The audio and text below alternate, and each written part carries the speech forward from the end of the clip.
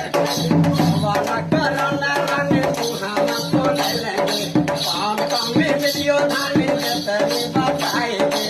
एक मौजे वाला करना रंग सुहाना बोले लगे पाम कमे मिलियो नानी तेरे बताए एक मौजे अरे से जकरब सुने के रनिया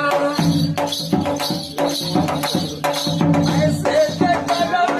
सुने के रनिया करतो विपतिया हो सड़िया लैदा बलम काला कतिया